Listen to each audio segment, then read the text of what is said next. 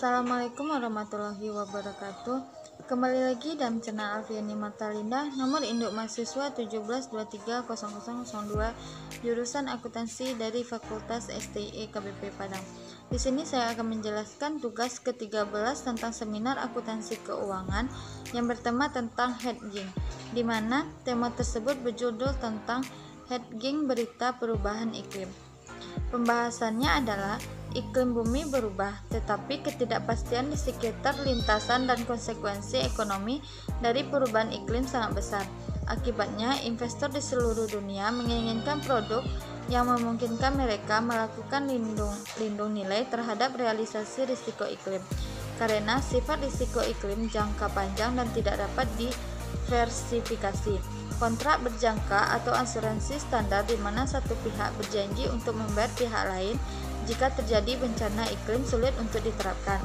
Memang tidak ada pihak rekanan yang dapat menjadi secara kredibel untuk membayar klaim selama peristiwa bencana iklim yang mungkin terwujud dalam beberapa dekade. Sebagian karena hasil yang buruk akan menghancurkan semua kontrak dibayar pada waktu yang sama.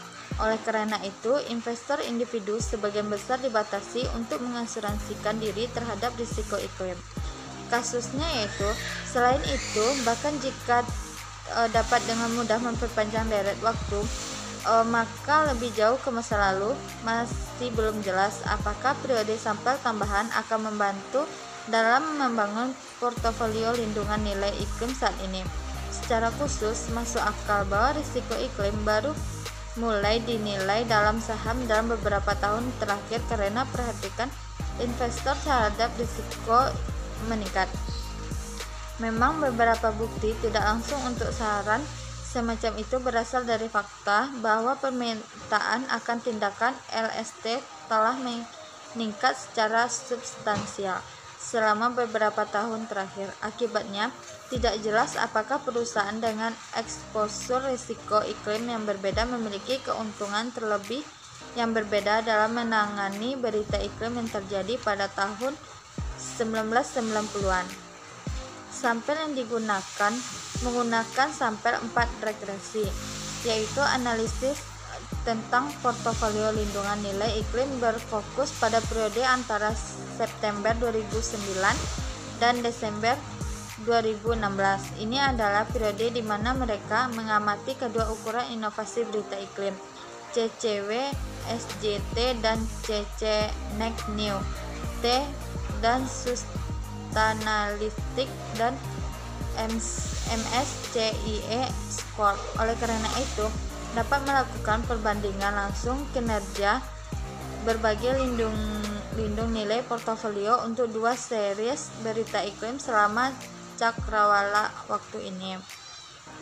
Teknik analisis data yang digunakan adalah Sustainalytics S-Score, ringkasan statistik dari waktu ke waktu, pengukuran R-Squared dari regresi. Hasilnya itu, hasil portofolio berdasarkan S-Score Sustainalytics memiliki hubungan yang positif dan signifikan dengan CCW SJT dalam periode dengan lebih banyak inovasi dalam berita iklim negatif. Portofolio yang berjalan perusahaan panjang dengan S-Score yang lebih tinggi memiliki keuntungan berlebih yang relatif lebih besar. Itu pengukuran R-Squared dari regresi ini menunjukkan bahwa portofolio yang didasarkan pada skor Sustainalytics dapat melindungi nilai 15% sampai 18% dari variasi dalam sampel di CCT. Portofolio yang didasar pada MSCIE Score juga memiliki kelebihan pengembalian yang lebih tinggi selama periode dengan inovasi dalam berita iklim negatif. Ukuran R kuadrat dari regresi lebih rendah daripada yang ada.